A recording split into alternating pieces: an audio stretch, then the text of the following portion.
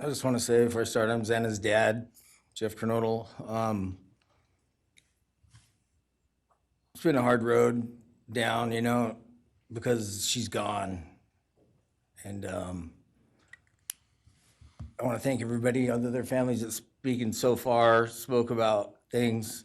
I agree with everything they have to say. It all comes back to a lot of the same things that I've had to deal with and we as a family have had to deal with.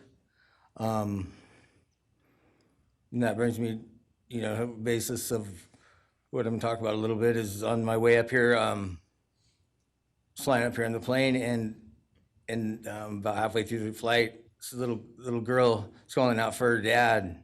Hey, dad, dad, dad, and then in my mind, I was kind of half asleep. It's dark on the plane. I heard Zana calling out for me like she did, back when she was little, 5 years old, and those times were hard. It was chaotic, but we always had something to work toward that was in a positive direction, compared to right now, which is necessarily not as positive as that for sure. And I know I miss Zana a lot. My life's been changed, and Zana had a great impact on me, and the impact was when she was gone. I realized how important she was and what she really did for me, influenced me, was way beyond what I ever thought. She'd call me up on the weekends, check on me, see who's with me. She's like accountability to your youngest daughter. And that really made a big difference. It made me really think about things and what it's all about, That's the things that I miss the most is those calls on the weekends, the calls at 11 at night. What's going on? You want to meet my friend? Whoever she's with, a couple of her friends, I can meet them, talk to them. And she always did that. And it's pretty cool. Pretty cool. I really miss that. And she made a big impact on me, on other people, her family. But the impact that she made is so extensive on what happened here. And it goes so far. People from everywhere in the world, are following things, and Xana has made a difference in their lives. So, countless people told me that. They might not even know her. They never knew anything about her. It's what they see, and they just love her and say how they wish she could have been their friend. Could have been their friend, could have hung out, and it's like, this is the blessing, this is the whole kid was, and definitely was a big blessing in my life, and so is Jasmine, and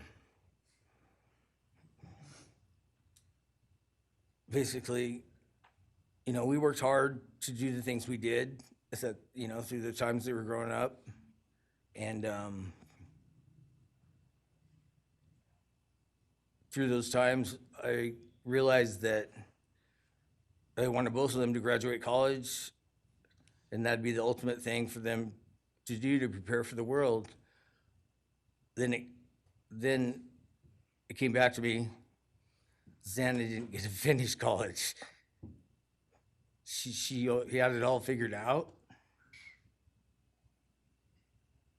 And this all just came back to me when I was there, and that little girl was on the plane doing that. It's like where I was going, what I was going here for.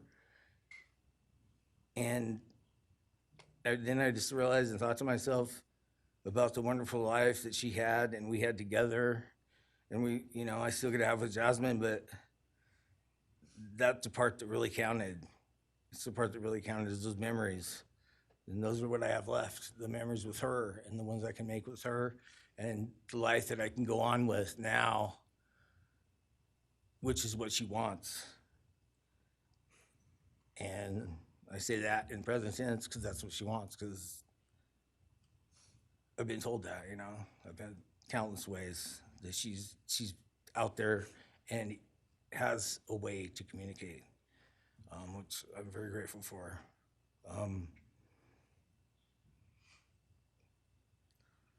that goes to say that the impact of what happened to them, all 4 kids, goes so much further than just not me, the parents, the families, the community. It goes so far because a lot of kids, you know, in the colleges, just for an example, they locked their doors now. The door wasn't locked in the back. You know, at Penn State or wherever it was, all the colleges I know that I've heard, they all lock their doors now. So maybe the impact that it's gonna make is gonna help out and maybe protect some people. Having this outreach and having the influence of what these kids, what happened to these kids did, you know? All I know is I was 7 miles away when it happened, and she wasn't feeling that good. It was 11:30, and I almost went over to Susanna's to say, and I would have been sitting right there in that couch, and you had to deal with me. So they would have had a chance, and I regret that, and I regret not going. But the reason why I didn't is because Zana said, don't be drinking and driving. You got the rental car, don't be drinking and driving, you know, the week before that. So she would have been mad at me to do that. But I really wish I would have drunk and drove, you know, because they would have had a chance, all 4 of them. At this point, I just have to go on. We're gonna go on with everything and make things better in my life, because that's what it's all about. I have closure in things, and the part that we miss is Zana, her influence, her smile, the things that she did, and we have the memories left, the great memories, and she just wants us to make more memories and not be sad or upset or shocked or taken for that, you know? And that's what we're gonna do. We just have to. That's all I got. Thank you for your words and your courage, and bless your family.